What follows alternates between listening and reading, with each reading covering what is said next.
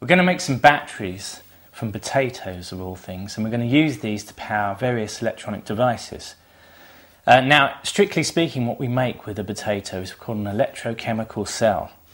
We're going to use a potato, we're going to use a screw, the sort of thing you might have in your garage, and we're going to use a carbon rod. This is the thing that pencils are made out of, or for charcoal for drawing.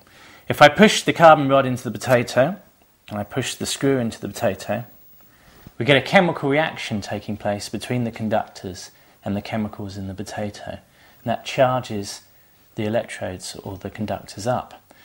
So what we're doing is we're converting the chemical energy into electrical energy. Now if I wire up my meter, we wire up one connection of the meter onto the screw and one onto the carbon rod, we see that the meter works. We get about just under 1 volt from a zinc-plated screw and a carbon rod and a potato. This is called an electrochemical cell. We've got to now make a few of these and wire them up to get as much electricity as possible to make a battery. Now the voltage from one potato isn't very great, so I'm wiring them up to get a bit more voltage, and this is a circuit called a series circuit where I connect one of the screws, which is negative, to one of the rods, which is positive. And this way we make a little circuit with the potatoes.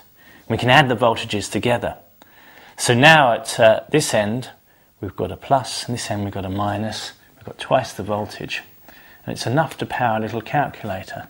I think you can see there that the calculator is actually working. So if you were stranded on a desert island and your batteries ran out on your calculator, you can make your homemade battery from a couple of potatoes to power your calculator.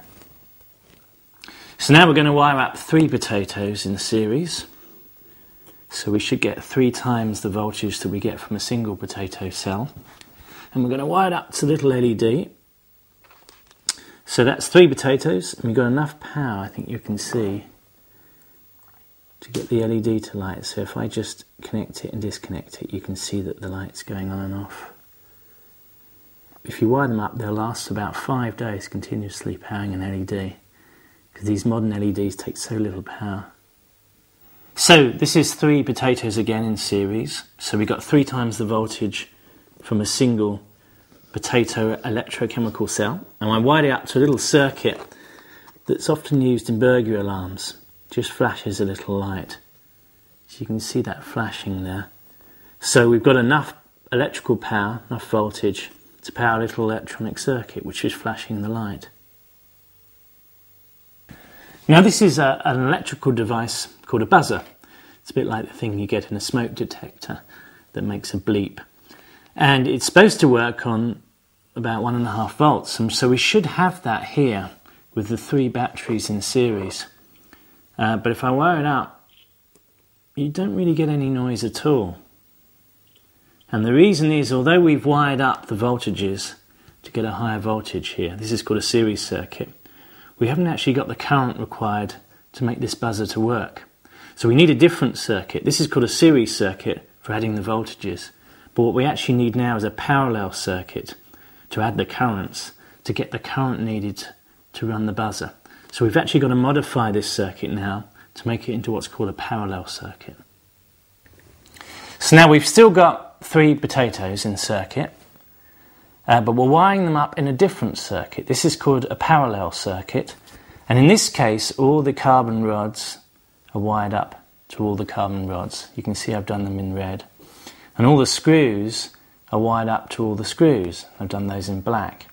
In this particular circuit, the voltage from each of the cells, the potato cells, remains the same, but the currents add. This way we can get more electrical current rather than voltage. So we've only got the voltage from a single cell, but we've got 3 times the current. And if we wire up the buzzer, you can hear now that we've got enough current to get the buzzer to work. So we've got potato Morse code, or potato powered Morse code. So the parallel circuit adds the currents and the series circuit adds the voltages. In this particular case, this little buzzer works on a very low voltage, but it needs a little bit more current.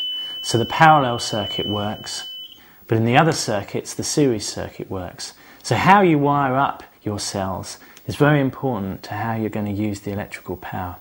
Now what we've done here now, with this amazing mass of potato cells all wired up to form a giant battery, we've got 5 in series, and we've got 5 of those all in parallel.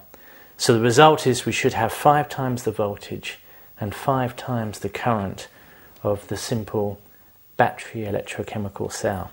So this makes a super spud battery, and we've got about 5 volts from here, which is about right, and I'm going to wire it up to the radio and see if we can hear anything.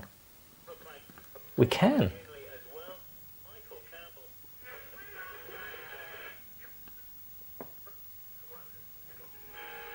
So our simple spud battery, well, not that simple, it's quite complicated, but we're making electricity simply by using the potatoes, screws and carbon rods. We've got enough power to power a little radio.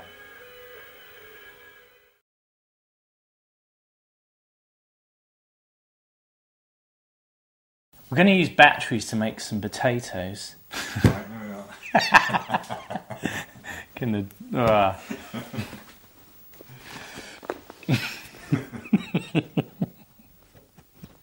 Now that would be a challenge.